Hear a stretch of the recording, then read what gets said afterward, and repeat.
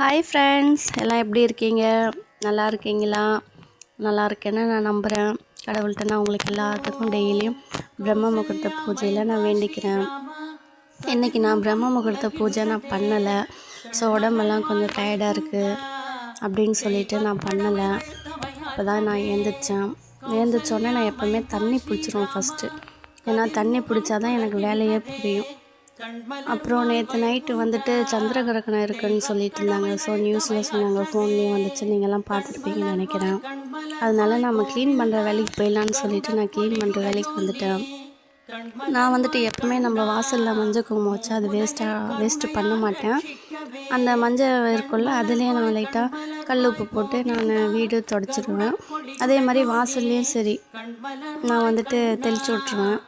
நீங்களும் அப்படி தான் தெளித்து விடுங்கன்னு நினைக்கிறேன். ஏன்னா இது வந்து எங்கள் தெரு வந்து ரொம்ப சந்து மாதிரி இருக்கும். இதில் நிறையா பூச்சி பூட்டெல்லாம் நிறையா வரும். அதனால நான் உப்பு லைட்டாக கலந்து வாசலையும் கழுவி விட்ருவேன். கோலம் வந்துட்டு எனக்கு எப்போவுமே சிம்பிளாக தான் தெரியும். நான் நிறையா பெருசாகவும் போட மாட்டேன்.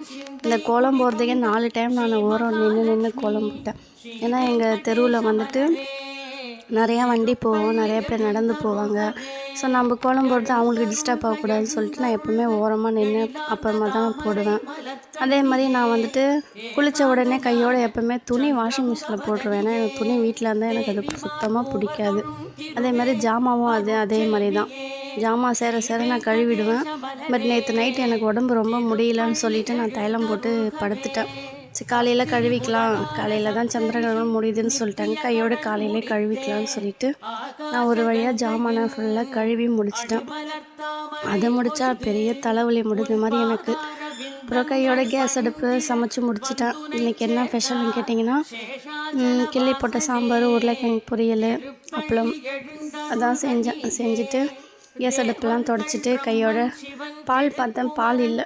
சரி எங்கே பசங்களை எழுப்பி விடுறதுன்னு சொல்லிவிட்டு நம்ம எப்பவுமே பிளாக் டீ தான்.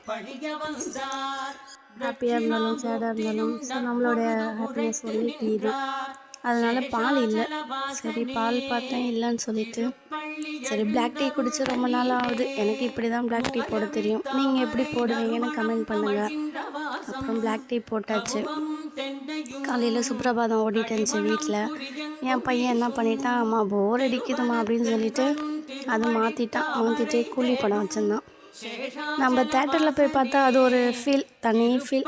நம்ம நல்லா சவுண்டு, பசங்கள்லாம் நல்லா விசில் அடிப்பாங்க, நம்ம செம்ம ஹாப்பியாக பார்ப்போம். பட் டிவியில் பார்க்குறப்ப ஏதோ ஒரு கூண்டில் உட்காந்து பார்க்குற மாதிரி ஒரு ஃபீல் ஆச்சு. இருந்தாலும் லைக் பண்ணிவிட்டு சிரிச்சிட்டு படத்தை பார்த்துட்டு இருந்தோம். ஸோ எனக்கு பிடிச்ச சீன் இதில் நிறையா இருக்குது. உங்களுக்கு பிடிச்ச சீன் எந்த சீனுன்னு நீங்கள் கமெண்ட் பண்ணுங்கள், லைக் பண்ணுங்கள், அப்புறம் சப்ஸ்கிரைப் பண்ணுங்கள். ஓகே.